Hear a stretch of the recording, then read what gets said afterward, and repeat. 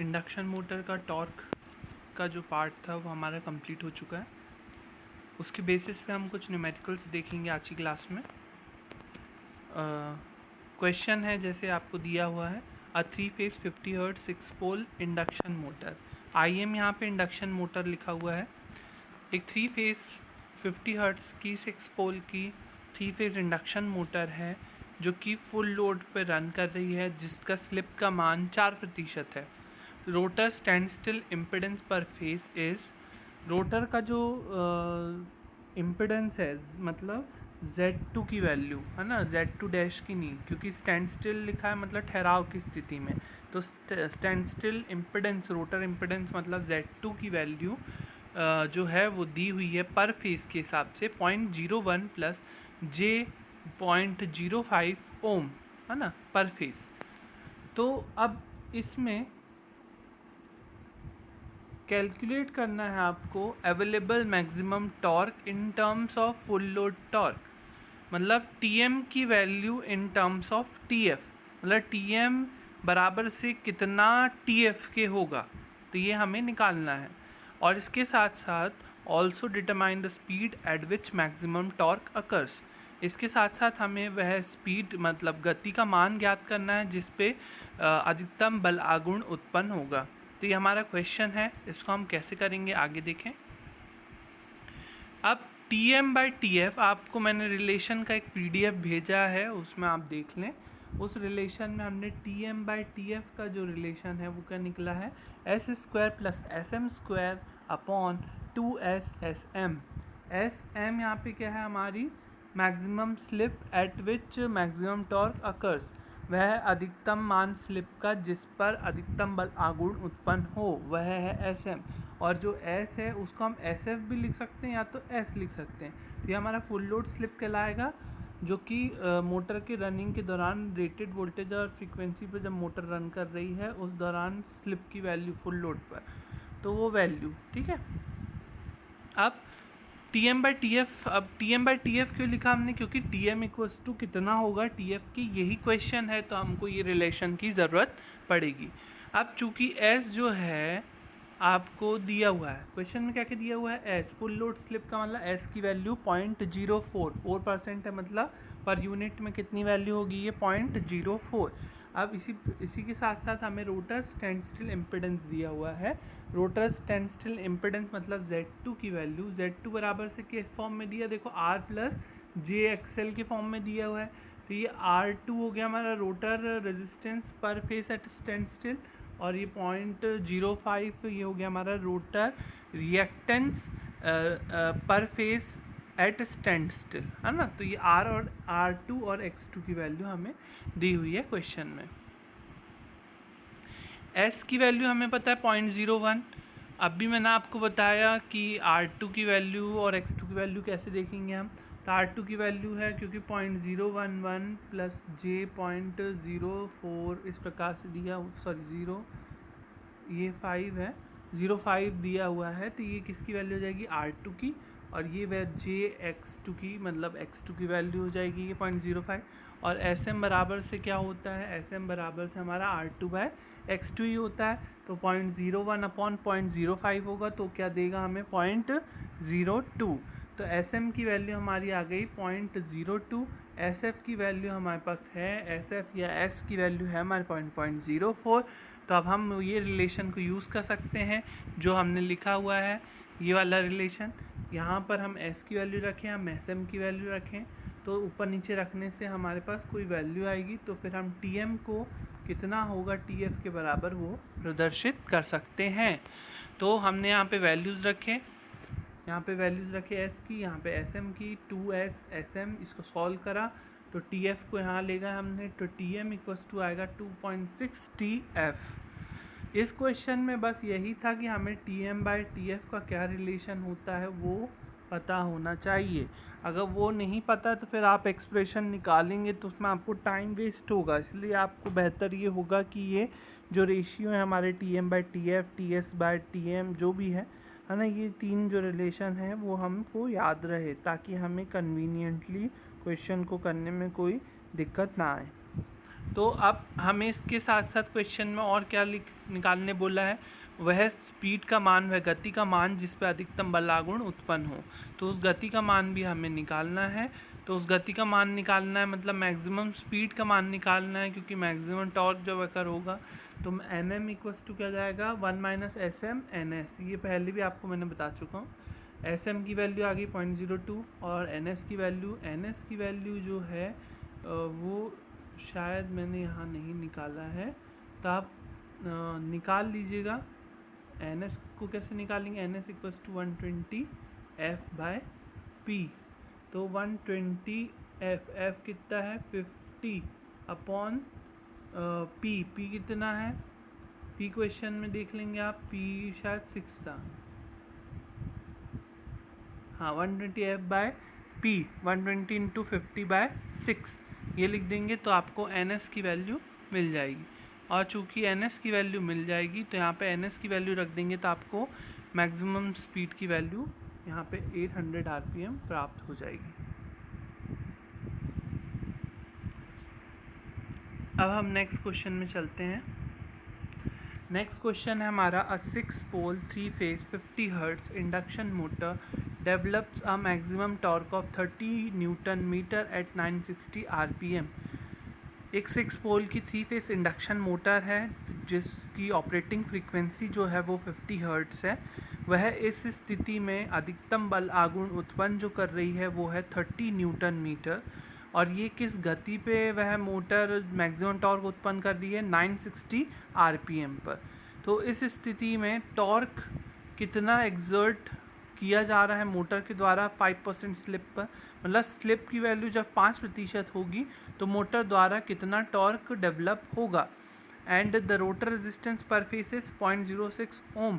अगर rotor resistance प्रति face 0.6 ओम है तो इस स्थिति में रोटर रिएक्टेंस प्रति फेस x2 का मान निकालना है, मतलब R2 मान दिया हुआ है, x2 का मान आपको निकालना है। तो अब सबसे पहले हमें क्वेश्चन में क्या दिया है,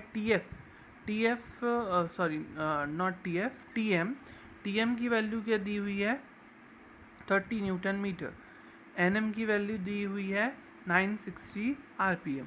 फिर स्लिप 0.05 पर हमें टीएफ की वैल्यू है, टी की वैल्यू को निकालना है। तो अब कैसे करेंगे हम, देखें अब हमें टीएफ का मान निकालना है। टीएम हमें पता है ना, टीएम पता है, R2 पता है, और हमें 960 एनएम इक्वल्स टू 960 आरपीएम भी पता है। ठीक है, ये वैल्यूज़ हमें पता है। तो हम ये तो जानते हैं t F by T M equals to होता है 2s s M upon S square s m plus S M square, है ना। तो ये हमें पता है।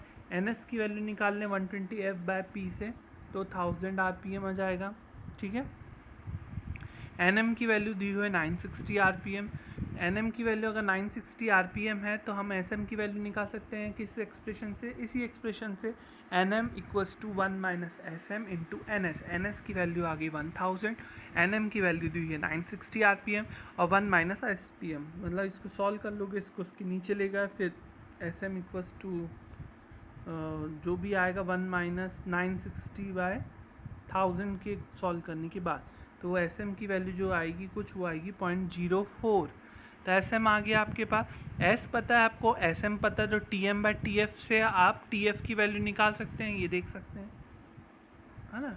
T F by T M equals to हम लिख सकते हैं एक सेकेंड, हाँ, t F by T m, तो टी एम को वहाँ लेके गए 2s s M upon S square plus S M square. T m की वैल्यू हमें क्वेश्चन में दी हुई है 30 न्यूटन मीटर, है ना, और 2 इंटू एस करेंगे हम, इंटू एस एम करेंगे तो 2 इंटू 0.05 इंटू 0.04 आएगा और नीचे आपका इसका स्क्वायर। तो टी एफ की वैल्यू आ गई 29.27 न्यूटन मीटर। अब हमें क्वेश्चन में ये भी निकालने बोला था कि रोटर रिएक्टेंस पर फेस क्या होगा। अब आपको मालूम है एस एम की वैल्यू, अब आपको मालूम है R2 की वैल्यू, तो s m equals to R2 by X2 से आप X2 का मान निकाल लेंगे, तो X2 का मान क्या होगा R2 बाय एस एम, और X2 इक्वल्स टू क्या जाएगा 0.6 अपॉन 0.04, बराबर से क्या आंसर आएगा 15 ओम पर फेज। एट स्टैंड स्टिल, है ना, ये स्टैंड स्टिल के दौरान आ रही है वैल्यू, क्योंकि अगर हम फिर स्लिप का वैल्यू अगर हम इसमें मल्टीप्लाई करते हैं x2 dash equals to s time of x2, तो उससे हमारा x2 डैश जो है रोटर रिएक्टेंस पर फेस आएगा ड्यूरिंग रनिंग कंडीशन, परंतु हमें अभी स्टैंड स्टिल में ही निकालना था।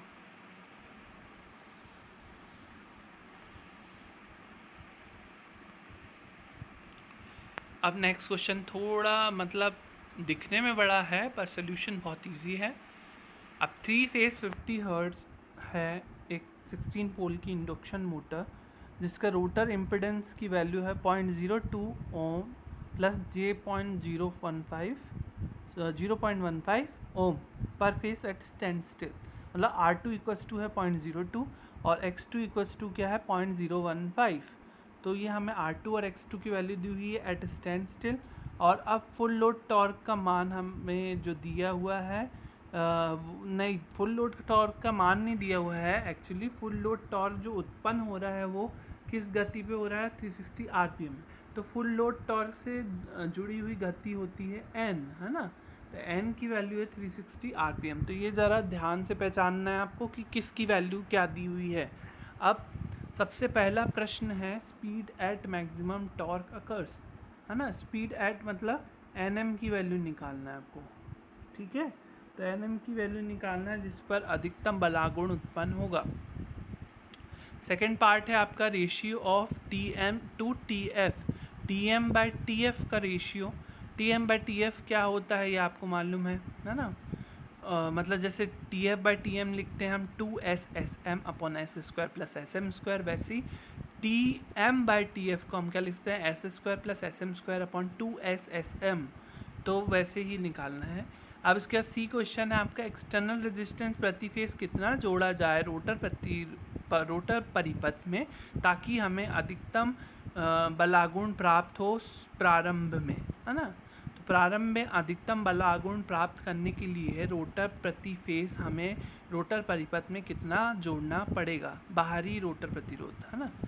तो अब एन की वैल्यू निकाल लेंगे हम 120 F/P। एन देखो पहले निकाल लिया करो, बहुत जगह यूज़ होता है वो, और उसका यूज़ कहीं ना कहीं आ ही जाता है एक्सप्रेशन में। तो एन तो हमें पहले निकालना है, 120 F/P से एन निकाल लें।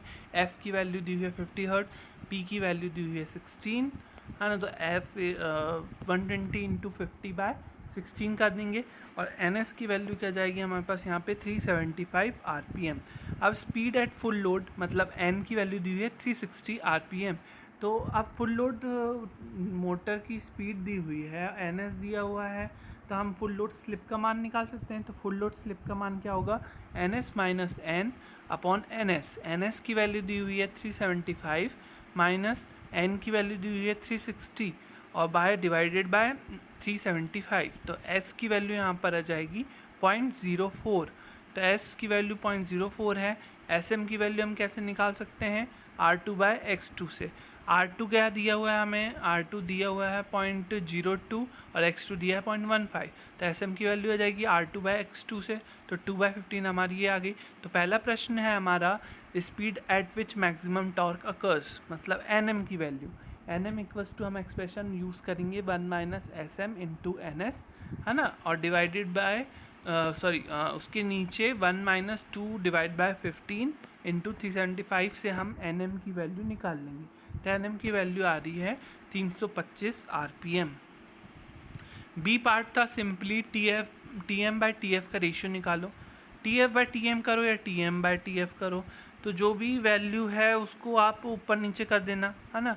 एस एफ देखो, एस की जगह एस एफ भी लिखा सकता है ना, तो एस एफ यहाँ पे एस ही है, ठीक है। एस एफ की वैल्यू है 0.04, एस एम की वैल्यू है 2/15, 2 इंटू 0.04 इंटू 2/15 इक्वल्स टू 1.8167। तो हमारा t M by T F का रेशियो आ गया। अब यहाँ थोड़ा सा दिमाग लगाना था, बाकी और कुछ नहीं था।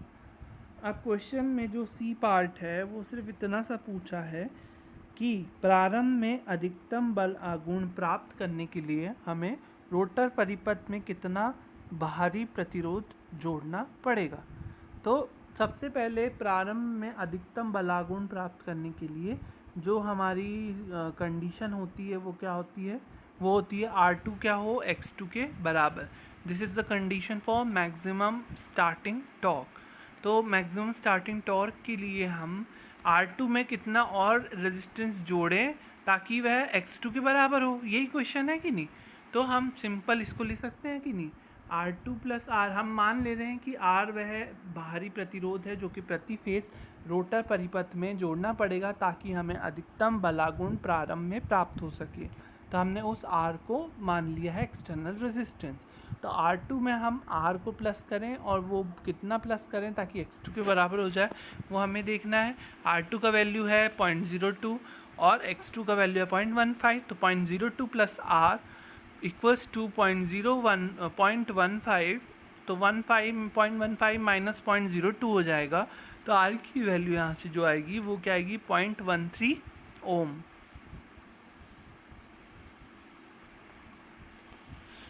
ठीक है, तो यहाँ हमारे ये वाला क्वेश्चन भी कंप्लीट होता है।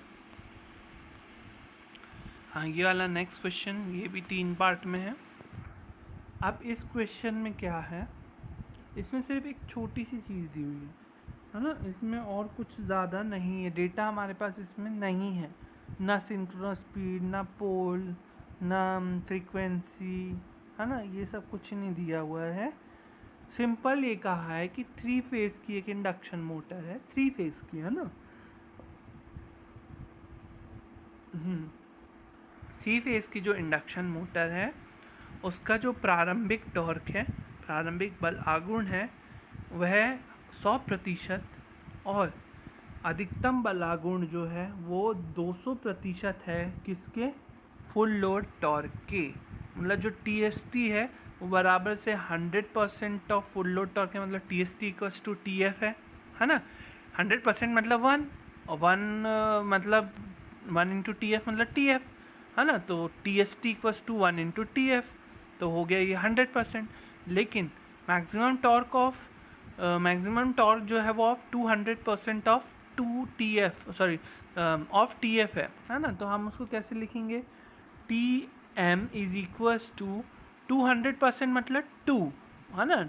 परसेंट में नहीं लिखना है हमें उसे पर यूनिट में लिखना है। तो 200% को हम क्या लिख सकते हैं, 2। तो 2 into TF, TM equals to होगा 2 इंटू TF। आपको 2 एक्सप्रेशन दिए हुए हैं, TST इक्वल्स टू TF के बराबर, TM इक्वल्स टू 2TF के बराबर। अब इस स्थिति में, अब आपको ये सिर्फ इतना ही डेटा दिया हुआ है। अब इस स्थिति में और इस चीज़ों का प्रयोग करके आपको निम्नांकित चीज़ों का मान ज्ञात करना है। तो पहला जो है वो slip eight which maximum torque occurs, वह है स्लिप का मान जिसमें अधिकतम लागुण उत्पन्न होगा। Slip eight which maximum torque occurs, this is the first part. And the second one is full load slip, मतलब स्लिप का फुल लोड पर कितना मान होगा। आप सी पार्ट जो है वो थोड़ा सा हटके है, रोटर करंट एट स्टार्टिंग। अब रोटर करंट एट स्टार्टिंग मतलब स्टैंड स्टिल कंडीशन। तो मैंने आपको I2 भी लिखवाया था और I2 डैश भी लिखवाया था। तो रोटर करंट एट स्टार्टिंग क्या होगा, I2 in per unit of full load rotor current. In per unit of full load rotor current मतलब I2 डिवाइडेड बाय, और फुल लोड रोटर करंट मतलब आपका रनिंग के दौरान। तो रनिंग के दौरान I2 क्या हो जाएगा, I2 डैश। तो I2 अपॉन I2 डैश का मान निकालना है। सिंपल ये क्वेश्चन है, सी वाला पार्ट। तो क्वेश्चन को पढ़ के हमें समझना है किस चीज़ की वैल्यू को निकालना है। अब इसके बाद पहला पार्ट जब हम निकालेंगे तो पहले पार्ट को निकालने के लिए हमें निकालना है पहला part, slip eight which maximum torque occurs. वह स्लिप का मान जिस पर अधिकतम बलागुण उत्पन्न होगा, मतलब SM की वैल्यू, है ना। Slip eight which maximum torque occurs. इसके बाद बी पार्ट है S, मतलब फुल लोड स्लिप, है ना। तो अब आपको एक्सप्रेशन से आपको ए वाला पार्ट जब निकालना है तो हमारे पास एक्सप्रेशन क्या है देखें। हमें TST दिया था किसके बराबर, TF के बराबर 100% ऑफ TF, और TM दिया था 200% ऑफ TF। तो TST का हम लिख सकते हैं TF के बराबर और TM को हम लिख सकते हैं 2TF के बराबर, है ना। तो इस प्रकार से हम लिख सकते हैं इन्हें। अब टी एफ बराबर टी एफ अपन 2TF क्या होगा, इक्वल्स टू 1/2 हो जाएगा, मतलब TST/TM की वैल्यू क्या है 1/2। तो TST/TM को हम एक्सप्रेशन में और क्या लिखते हैं 2SM/1 + SM², है ना। जब TST/TM है तो यहाँ से S गायब हो जाता है, S नहीं रहता है, और जब यहाँ पे TST की जगह TF हो जाता है तो यही क्या हो जाता है 2SSM हो जाता है, और अपॉन में S² + SM², इस प्रकार से हो जाते हैं। पर यहाँ पे ज़रूरत नहीं है क्योंकि ये TST है, तो स्टार्टिंग में फुल लोड स्लिप की वैल्यू हो जाती है 1, तो S यहाँ पे इसलिए क्या है मिसिंग है नहीं, मतलब एक तरीके से इसकी वैल्यू यहाँ पे 1 है। तो 2SM/1 + SM² बराबर से हम क्या लिखेंगे 1/2 के। अब यहाँ से हमारे पास एक क्वाड्रेटिक इक्वेशन बनेगी अलजेब्रिक की। तो यहाँ पर देखो, इसको क्रॉस मल्टीप्लिकेशन करो, 2SM 4SM हो जाएगा, और ये 1 + SM² हो जाएगा। तो SM² + 1 और ये -4SM को हम इधर वाली साइड से इधर लाएंगे तो ये माइनस हो जाएगा। इतना मैथ्स तो आपको आता होगा आई थिंक, है ना। नहीं आता है तो भैया 10th क्लास में वापस से चले जाओ। तो SM² - 4SM + 1 ये हमारी इक्वेशन है। अब यहाँ पे हमें 2 नंबर निकालने होते थे, फैक्टर याद होगा, तो यहाँ पे ऐसे कोई 2 नंबर नहीं निकलेंगे। तो अब यहाँ पे हम फॉर्मूला मेथड यूज़ करेंगे। फॉर्मूला मेथड मतलब क्या होता था, हम रूट्स ऑफ इक्वेशन क्या लिखते थे, ध्यान होगा आपको, x1, x2 बराबर से हम लिखते थे -b + (√(b² - 4ac/2a). This was the formula method to find the roots of quadratic equation. ये याद होगा आपको, याद नहीं होगा तो ये फॉर्मूला हमको यहाँ पे लगाना है, ये -b है याद रखना ना। और ये जो है हमारी इक्वेशन है किस फॉर्म में,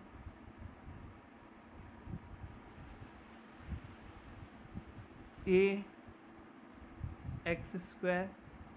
+ bx + c बराबर से 0, इसके हिसाब से है। तो a की वैल्यू यहाँ पे 1, b की वैल्यू यहाँ पे -4, c की वैल्यू यहाँ पे 1, है ना। तो ये सारी वैल्यूज़ हमें दी हुई है, ये वैल्यूज़ को हमें इसमें पुटअप करना है।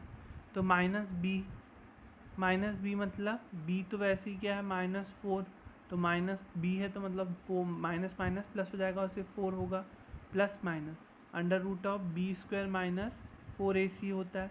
b² मतलब -4 का स्क्वायर, -4 का स्क्वायर मतलब 16, और -4ac मतलब यहाँ पर हमें -4ac जो है 4, a की वैल्यू यहाँ पे दी हुई है 1, c की वैल्यू दी हुई है 1, तो 4 × 1 × 1 मतलब 4, सिंपली 4।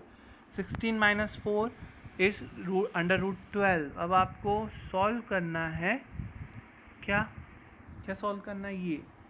अब 4 + माइनस क्या आएगा (√12/2). (√12) की वैल्यू लिखो, कैलकुलेटर से देख के लिख लेना, कोई दिक्कत नहीं, है ना। फिर एक बार प्लस करना और एक बार माइनस करना, तो प्लस करने से कुछ वैल्यू आएगी और माइनस करने से कुछ और वैल्यू आएगी।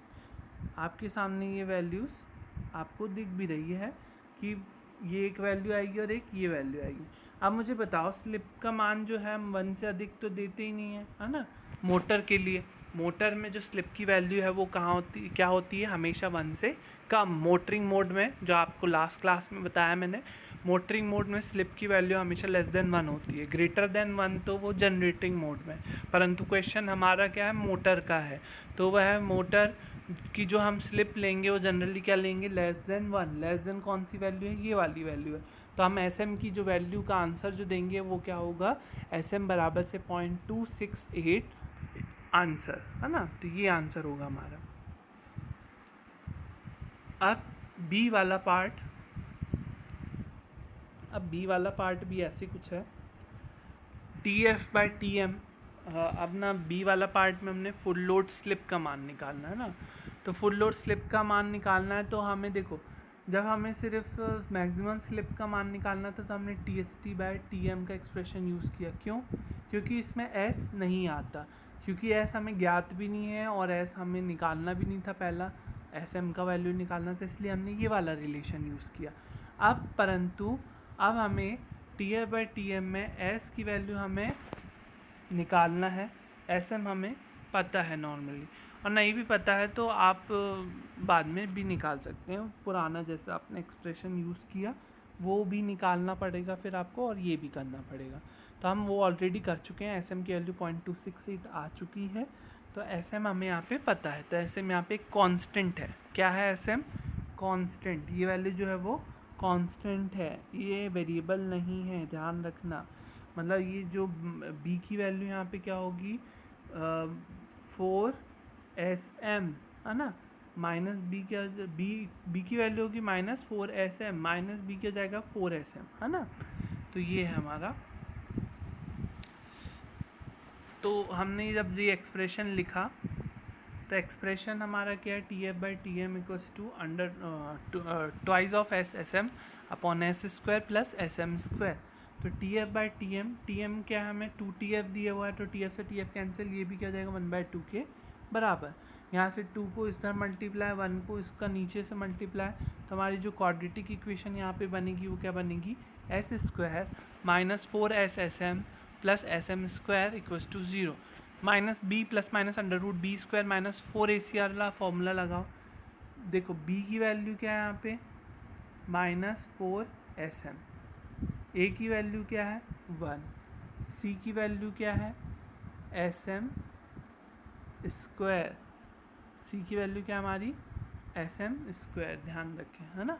तो -b मतलब 4SM हो जाएगा, बी स्क्वायर मतलब -4SM का स्क्वायर मतलब 4 4 16 SM स्क्वायर, और -4AC, ए है 1, बी है ए है 1 और सी है SM स्क्वायर, तो 16 SM square -4 SM square it is equals to under root of 12 SM square. अब यहाँ पे SM की वैल्यू हम क्या ले रहे हैं, जनरली SM की वैल्यू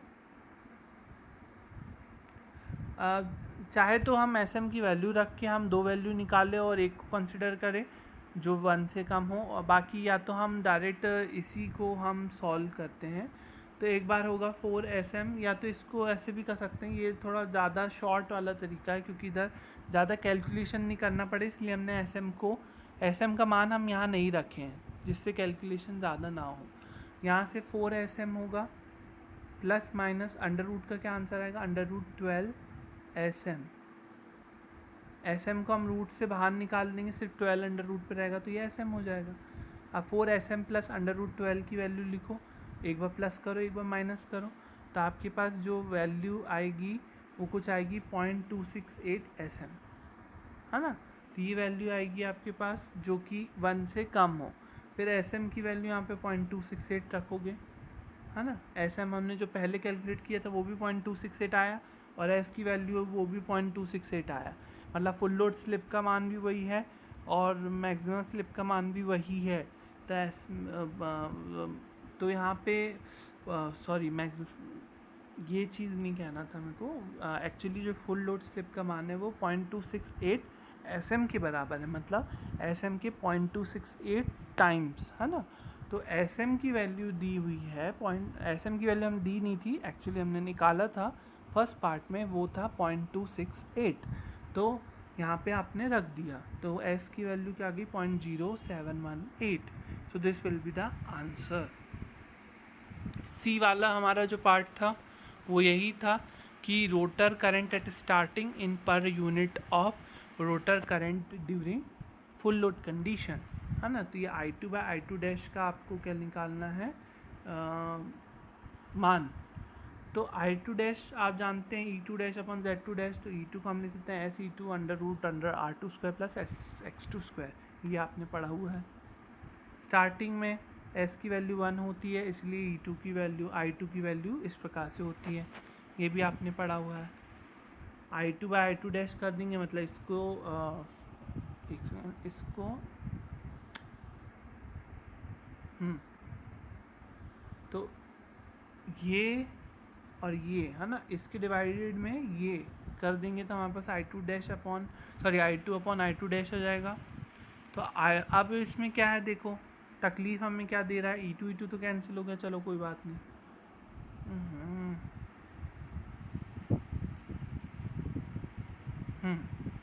E2 हमारा कैंसिल हो गया तो उसमें कोई दिक्कत नहीं है ना। अब इसके बाद जो अंडर रूट वाले हैं ये दिक्कत देंगे, क्योंकि डायरेक्ट कैंसिल नहीं हो सकते, क्योंकि x2² यहाँ पे x2 का स्क्वायर। तो हम क्या करेंगे, दोनों साइड को स्क्वायर कर देंगे, इसको भी स्क्वायर कर दिया और इसको भी स्क्वायर, तो उससे क्या होगा, हमारा अंडर रूट हट जाएगा। सॉल्व करने के बाद कुछ इस प्रकार से आएगी वैल्यू। अब इस I2/I2 को भी हम S और SM में तोड़ना चाह रहे हैं, जैसा कि हमने प्रीवियस नोट में आना आपको भेजा होगा, तो वहाँ पे हमने जो रेशियो निकाले हैं वो उसका भी तरीका यही होता था।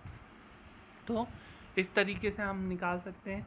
x2² को कॉमन ले लेंगे तो r2² बचेगा अंडर द ब्रैकेट, और प्लस s², और नीचे s² x2² यहाँ से कॉमन लेंगे तो ये डिवाइडेड बाय x2²। ऐसा करने का हमारा पर्पस क्या रहता है, r2/x2 का रेशियो बन जाएगा तो हम उसको sm से रिप्लेस कर सकते हैं, इसलिए हम ऐसा करते हैं। क्योंकि हमें r2 भी नहीं पता, x2 भी नहीं पता, पर मैक्सिमम स्लिप का मान हमें पता है और फुल लोड स्लिप का मान भी हमें पता है, तो वो वैल्यूज़ हमें पता है। तो इसके लिए इससे क्या होगा, हमें क्वेश्चन को करने में इजी होगा। अगर हम r2 x2 लेके चलते तो हमें तो वैल्यू ही नहीं निकाल पाएंगे, इसलिए हम ये करते हैं कि हम sm और s के टर्म में इसको कन्वर्ट कर दें। तो I2/I2² की वैल्यू आ गई ये, है ना। अब इसमें वैल्यू रखो, s की वैल्यू रखो जो निकाले हो आपने full load slip, maximum slip की वैल्यू निकाले वो, ये दोनों वैल्यूज़ इसमें रखिए, तो आपके पास क्या आएगा, I2/I2, है ना। तो इसकी कुछ वैल्यू आएगी जो कि आपको दिख रही है। आप स्क्वायर को उधर ले जा लेंगे तो अंडर रूट में ये वैल्यू हो जाएगी, और इस प्रकार से हमारा I2/I2 का मान आ जाएगा। और यही क्या वैल्यू होगी, rotor current at starting in per unit of rotor current at full load is equals to 3.7325। ये वैल्यू हमारी क्या हो जाएगी, आंसर। तो इसके न्यूमेरिकल्स इसी तरीके के हो सकते हैं, जितने वेरिएशन संभव हो सकते थे मैंने वो वेरिएशंस के आपको करवा दिए। इसके अलावा आपको टेस्ट में और असेसमेंट के टाइम अलग क्वेश्चंस मिलेंगे, सेम क्वेश्चंस नहीं, है ना। मैं वही क्वेश्चंस रिपीट नहीं करूँगा, तो ध्यान रखिए, बी प्रिपेयर्ड, और जो भी पढ़ें ध्यान से पढ़ें, सोच समझ के पढ़ें और समझते हुए पढ़ें, है ना। ऐसे ना पढ़ें कि फॉर्मूला देख रहे, नहीं, हर स्टेप को आपको पता होना चाहिए कि कहाँ से कैसे आया, तभी आपको क्लियरिटी मिलती है। ठीक है।